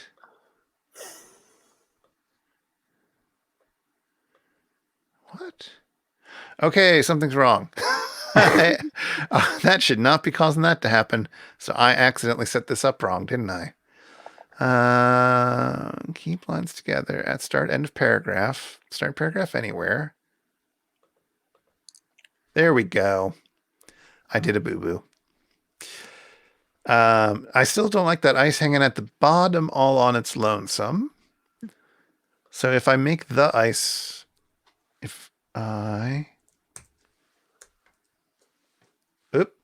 And then if I... Actually, that's the right length. That's where that should be. Huh. Okay, well, that's fine. All right. There we go. Was that even with the other ones? Sorry? That suddenly, oh yeah, that looks perfect. Yeah, that looks fine. I forced that on there just to, change to get it to do something else. This line doesn't quite look right, but I'm not going to worry about that yet. Here's a line that I don't like. So I don't like how that of is sticking out all on its lonesome there. So I'm going to add the non-breaking space. And now I like how that looks much better. Lovely. And sometimes I just do that. Okay. And I get back to it. But everybody likes the drawing a little bit more. Oh, you couldn't even see that because it was too tiny. Ha ha ha ha ha. Well, it was here. There's this of... Oh, no, that's not what it was. It was this one. That was how it was. And I didn't like that of being on its own. So I put it on Breaking Space, and now it looks a little nicer, to my eyes at least. And it's my eyes that are in charge of this part of the project. Though obviously I would take input from other people if they had strong feelings. I love what you're doing. Nadia says, opening a browser tab and forgetting why is the new forgetting what you came into this room for. It is entirely the same thing.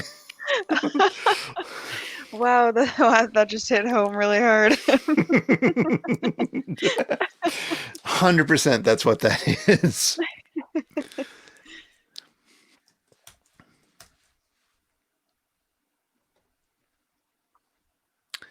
Oh, this is interesting actually, though. Oh, crumbs. I don't like this. All right, I'll show you some other. Now, I'm getting too into the weeds with this in certain ways because, like, none of this is adequately finalized yet, but it's still interesting to talk about. So, here we are, letter 4. It's 3 pages long, and we've already looked at what happens here. If we look down here, this is the end of the letter. Mm-hmm. The end of the right-hand page, as you can see. In fact, I'll put the lines up so that you should be able to. No, that's not what I meant to do. Let's not do that. All right, you can see, especially now that the baseline grid is on, that the chapter ends 1 line short of the bottom of the page compared with the left-hand page, and that is unfortunate because it looks a little off-balanced. If it ended at the very bottom of the page, that would be fine. If it ended 2 lines above, that would also be fine because it's clearly the end of the chapter. But 1 line looks like an error. So, how do we fix that?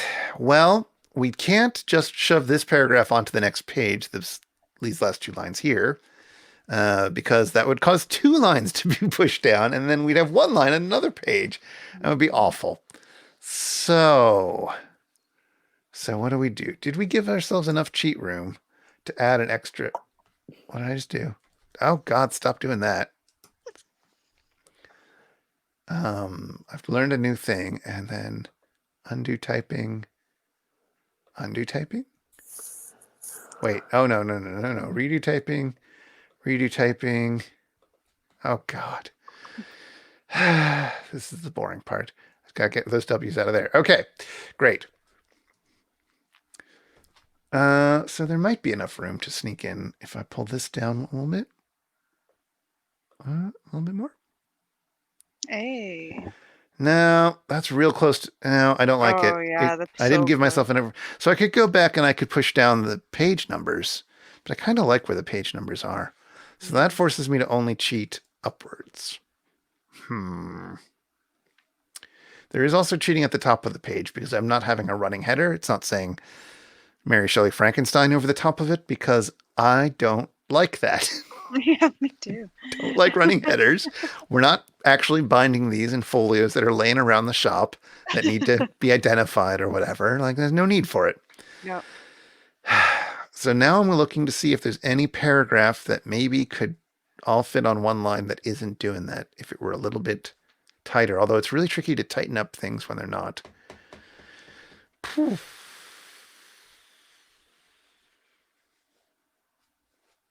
That's also.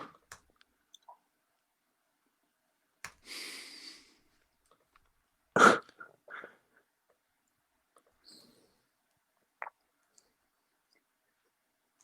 don't like that. Also, that needs to be balanced on the page that we can't see right now. So, which of these paragraphs is the closest? Here we go. This one is the closest to being. Yeah, this one is the one where the final word is closest to the margin. C on its own is going to be too tiny. So if we do, oh shoot, that works if it's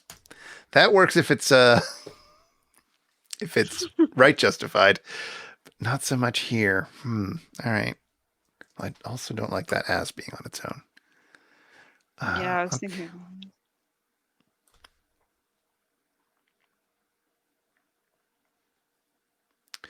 Well, I don't like this here either, but wretched is definitely not going to fit nicely onto a thing. Because you can't, I don't like, so I don't like having 2 letters on the other end of a hyphen. I like having it be 3 letters or more. That's just my own personal aesthetic thing. That is definitely not what most people do, but I think having 2 letters, especially EX hyphen whatever on the next line for excellent or something, I hate that. Oh yeah. So I get fussy with that. I'm gonna have to think that one through. Let's see what's going on with Jared.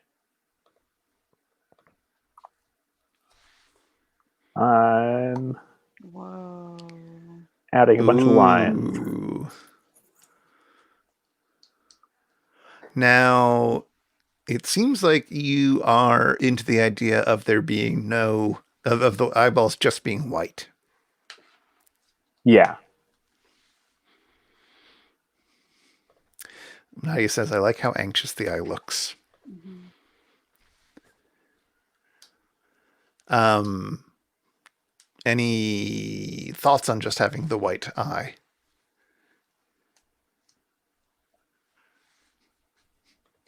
Well, it works.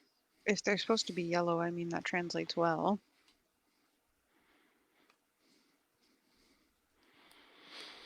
It's interesting because, the sort of where the eye is looking is indicated.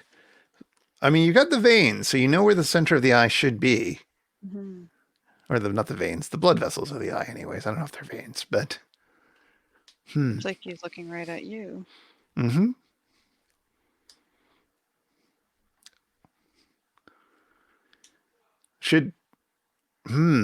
Is it better if he's looking at you or looking at the bandage that's being pulled away? Mm. And can you indicate that without having the pupil? I mean, you could. You would just need to have the the veins. No veins there and a lot more veins. Or Mikey says looking at the bandage puller. Right. Which is one of my favorite Captain Beefheart albums. That's a joke for like 2 people in the world who are not watching this stream. But big ups to Captain Beefheart's classic 1980-ish album, Bat Chain Puller. Oh, yeah, definitely. It's real good. Check it out.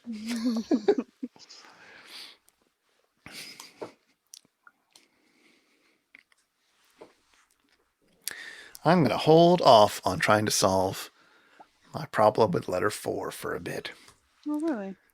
Yeah, I shouldn't. That's a second pass kind of thing. You don't want to get too perfectionist too soon. Because it is the case that anything could happen. That's very true. I believe there's a letter 5. There's like a really long letter, I believe, before we get too far down the road.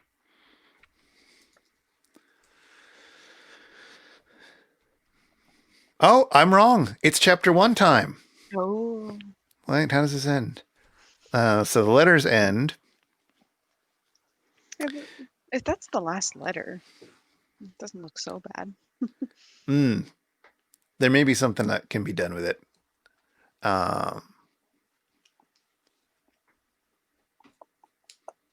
Also, I suppose I've been thinking that they would all be splash page illustrations, but there could be half page illustrations as well, I suppose. I don't know. I like splash pages. Mm-hmm. I like splash pages with little quotes on the bottom because I grew up with Moby Dick books and McDonald Land classics. When my guest, i.e. Victor, was a little recovered, I had great trouble to keep off the men who wished to ask him 1,000 questions, but I would not allow him to be tormented by their idle curiosity, in a state of body and mind whose restoration evidently depended upon entire repose. Once, however, the lieutenant asked why he had come so far upon the ice in so strange a vehicle. He's on like a raft or something, as I recall. His countenance instantly assumed an aspect of the deepest gloom, and he replied, to seek one who fled from me. And did the man whom you pursued travel in the same fashion?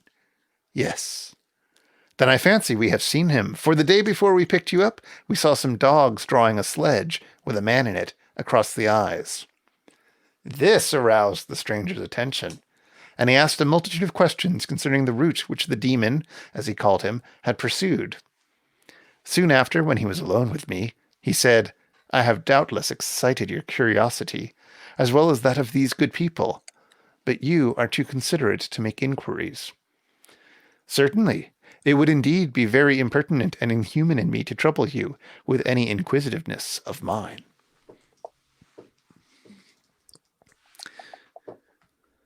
Is that really the end of that one? No, it isn't. Where did the rest of this go? Why is the rest of this chapter not here? Ruh-roh. I was waiting here with bated breath. I was like, there's got to be more to this. There is. Oh, no, I might have missed it in all the other ones, too. Oh, dear.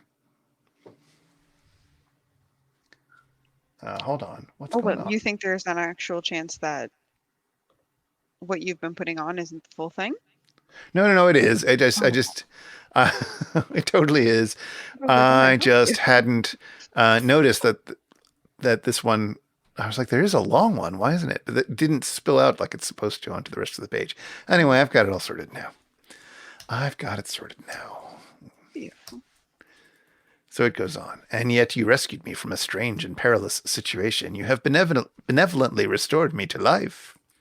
Anyway, then they have a quick handy, and Yeah. all right, this is the letter where he keeps writing it. Yeah, okay. So this is going to be Dateline. Is the name of my blah blah blah blah blah. 12 point.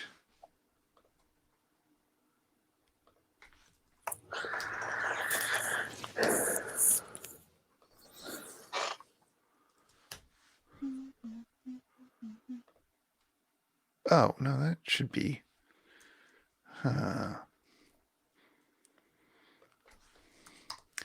What else? How many copies of Frankenstein do you have, Sarah? Not many. 3? Did you hear yourself just there? That's not many. I mean, I've got 2, so. Yeah, I mean, most people have thousands. Big fan. Exactly. So, of your 3, do you have a favorite? Yes. Or do you have I anything one you'd want to show off? Well, I honestly, I have, since I moved to this new house, most of my books are still packed away up in the attic. Okay. Because the attic's going to become my study. We just have to finish renovating it. So Fair enough. yeah, I'm really excited about it. But right now, a lot of my books are away. But I do have one that it's actually it's like one of my more recent copies, and it just has this nice kind of flexible leathery cover, and the title's like kind of imprinted on it, and then it's got some pretty funky pop illustrations inside, and I like it. I don't know why, I'm really into it. The illustrations. Very simple illustrations, like mostly just on the cover and that, like the front inside cover, but it's these really bright oranges and greens, and I like it. It's got a good horror aesthetic. Who's the illustrator? Oh, I don't know. I'd have to look. I'm sorry. Oh. And that's one I think that is still packed away.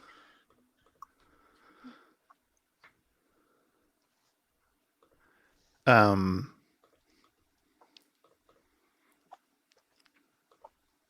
you have a copy that is sort of for looking at and a copy that's for reading? If you see what I mean? Yeah, definitely. Like, I don't think I've ever, the one I was just talking about, I don't think I've ever actually read through that one. Like, I always go back to one of my older copies and use that one instead.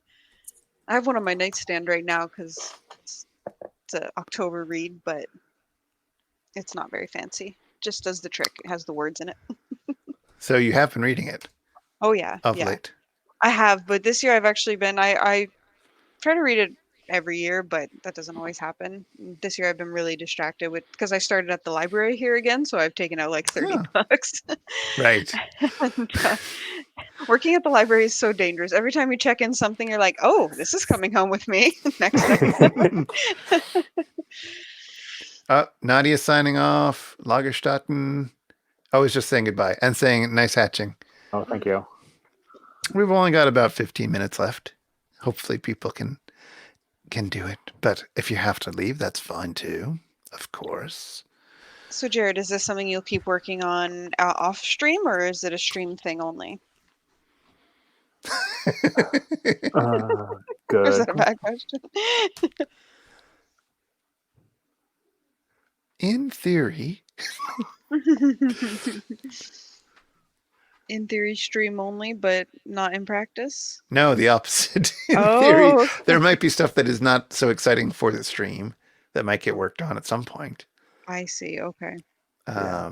Which I did a little bit of with the cover, but this is the first proper illustration, so the process here is still kind of in flux.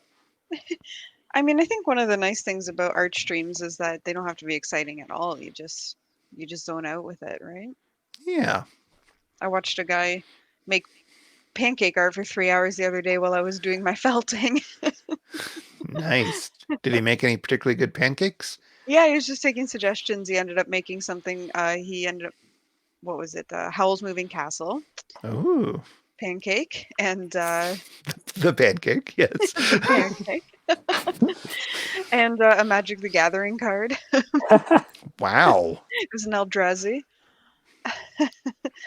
And this actor that like everybody talks about now, and I actually don't even know who he is. Like I have no idea who this person is. What's the name? Timothy Chalamet? No, I know who that is. Idris Elba? No, I know who that is. All right, so it's a real one that the kids know. Kira says felting is fun, but like so many crafts, I swear it demands a blood sacrifice, which Sarah's done. Sarah has done the blood sacrifice. It's all good. Maybe I have, maybe I haven't. I think it's got the word style in it. Styles? Harry Styles? Harry Styles, that's the one. From One Direction? Is that who that is? He does acting now. I've just heard his name so much, and I honestly just can't do it. I don't know who that is. I'm so out of touch. I'm going to switch over to my thing for a second. So now that I've got the entire letter in here, which is a thing that can happen because in design, it's weird. So that is no longer, I was able to fix this one that I was looking at before. But basically that doesn't matter. And then, and now this one, I want to make these. I should just automate this, but that's okay. Doing it by hand just to make sure I look at each page. And now we've got one where, again, they're sort of out of alignment, which I probably will cheat by just popping this up one to make them nice and even. And then that is all fine for this one. And that all looks good now. I mean, I should look more carefully at all the little hangers on the edges. Like, I don't like it when there's an eye at the end of a line. I think that looks weird. A little floating eye out in the middle of space. Yeah, I agree. It breaks up your concentration. Your switches. It can look okay. See, butt eye, and where the eye does not extend past either. Oh, let me make sure I zoom in on this. Butt eye here. Yeah. It's not the only word after the punctuation. It's got a line above it and below it that extend out past or basically flush to that eye. That's fine. I'm cool with it. Looks nice. Looks fine. Some of this is a little unfortunate. This hour probably should go on to its own thing. Oh, wait. Maybe that's going to... Ooh. Interesting. Interesting. All right. All right. All right. All right. All right. All right. All right. All right. All right. All right. All right. Now, ladies. Back to Jared. Ooh, we're getting Oh my some God. dark tones. And that means the next bit is going to be the first chapter. I don't think I want to like lay out the chapters in different styles like we're thinking about, or the different sections in different styles like we've been talking about with the artwork. That seems a bit forced. Yeah.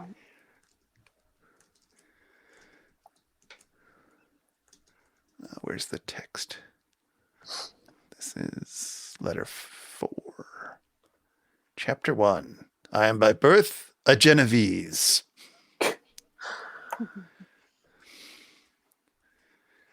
You know what that means. So with the cover there, Jared, would you plan like when printed, would it be a white cover and then have Yeah. yeah? Okay, that's nice. Yeah, he wants it to get nice and scuffed. That's one of the ones I won't be reading. It'll just sit nicely on my shelf. Chapter 1. There's no titles to these chapters. I'm going to do the classy, I think. I mean, you know me. I do the classy. By which I mean, I think I'm going to have it. Well, you tell me if it looks, if you like it one way or the other, because this is not something, not a hill I'm going to die on. But having it say chapter 1 in text rather than chapter 1 with numeral. I like text better. Let me just see how this edition from back in the day did it. They did not go to a new page for each new letter because it was at a premium. They're doing Roman numerals for the chapters, which is fine. That's the other option. Oh. I did Roman numerals for the letters, which I think. Yeah. I mean, chapter I just looks weird. But people know what that means. Somehow letter I didn't bother me, but chapter I kind of does bother me. But it's fine.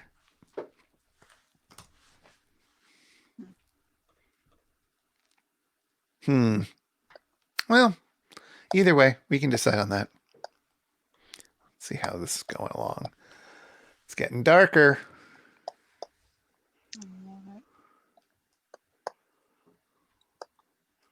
We're selecting things. We are.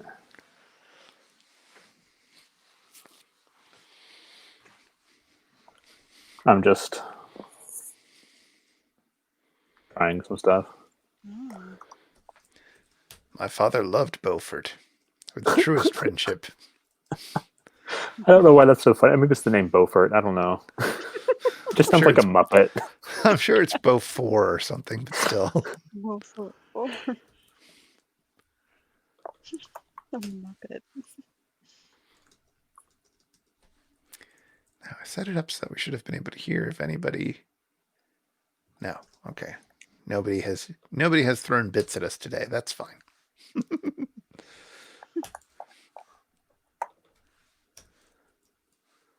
I mean, you're always welcome to, but you don't have to. Oh, you know what I found out today? This was fun. I didn't know about this. So those of you who are watching the Twitch stream may notice that you are accumulating points because Twitch is weird. But one of the things that this allows you to do, if you get enough points, is that you can make special versions of the channel's emotes. So normally we have this channel emote of our little mascot here, Curtis. Remember Curtis the dinosaur there? See him? Oh, yeah. Well, you could spend a few points, which, you get just by chatting. And then you end up with, you can modify Curtis a bit, and he ends up wearing shades. That's awesome. And they're good for 24 hours, which is awesome. Wow. Yes, Kira made him being eaten by a pumpkin, I think. He's the jack-o'-lantern. So good. That is really good. But it looks like you can only make one at a time. Is that how this works? Modify a single emote. What does this even say? Choose an emote to what? To unlock. Oh. Oh, wait a minute. How does that work? How does that work? You have 2 mods. Why? You can only do 1 modification to it each time. I mean, but if I wanted to take one of my other things and do something to it.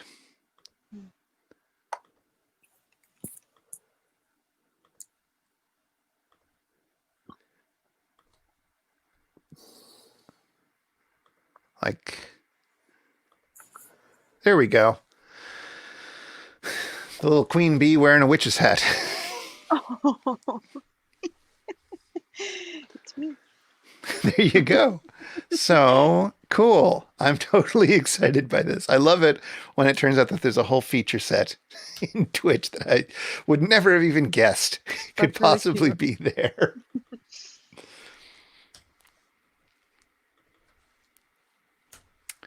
Chapter 1 is very long compared to the letters before.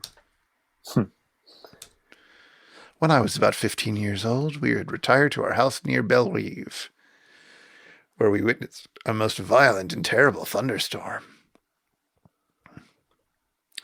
And the tree fell down, and the catastrophe of this tree excited my extreme astonishment, and I eagerly inquired of my father the nature and origin of the thunder and lightning. He replied, electricity, semicolon, quotation mark, describing at the same time the various effects of that power.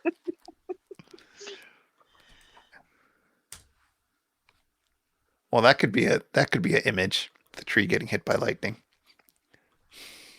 Oh, that's true. Like the initial, I guess, trigger for what led to the entire story. Yeah. Ah, says Mikey, weeping flesh. You know how it is. Yeah. Man, those bandages look amazing. Very, a lot of movement there.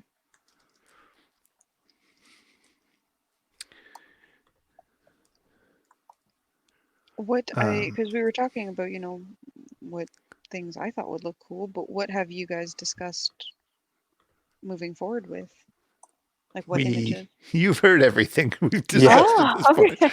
I thought maybe last week I missed some or something. Oh, some Arctic scenes was the only other, and Mikey wanted the ones that Mikey listed earlier. Yeah, I tried that this morning, Kira, to cheat it that way, and it didn't work. So, what are you gonna do? I did not understand how it worked, and I tried typing it in just like that.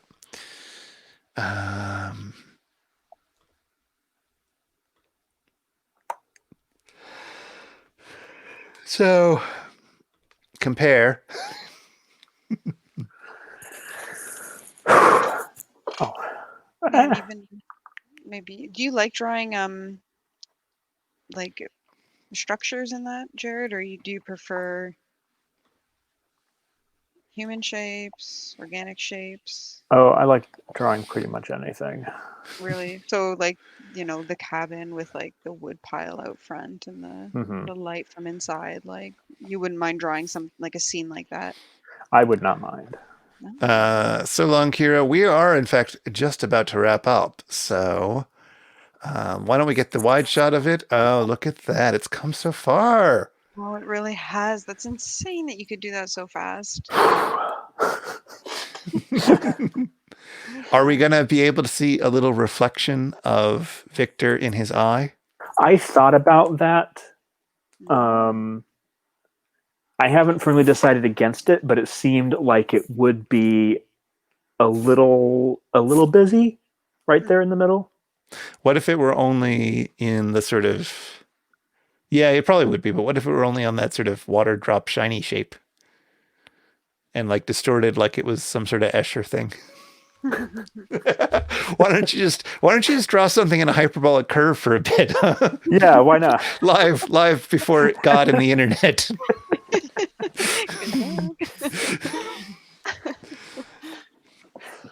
Well, I think we're going to wrap it up now.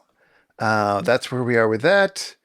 I just finished chapter 1, which, is not that impressive comparatively. I'm pretty sure I'm finished chapter 1. That's certainly all it It did. is hard. Yeah, yes. Although certain parts of it are just automatic. And I was moral support.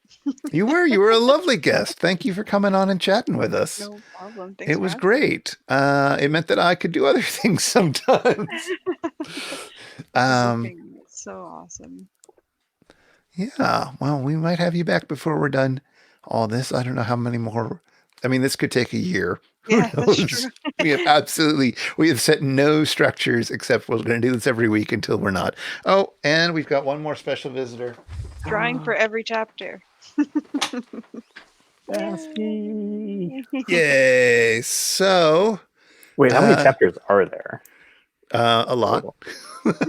There's about, I want to say 25. Yeah, Oh. it's not too insane. It's not like 50 or something. You're not the one drawing. Come on, 25, that's nothing. Is there ARPers being picked up? No. Hold on. I feel like I heard something there. A little bit. Yep, I heard that.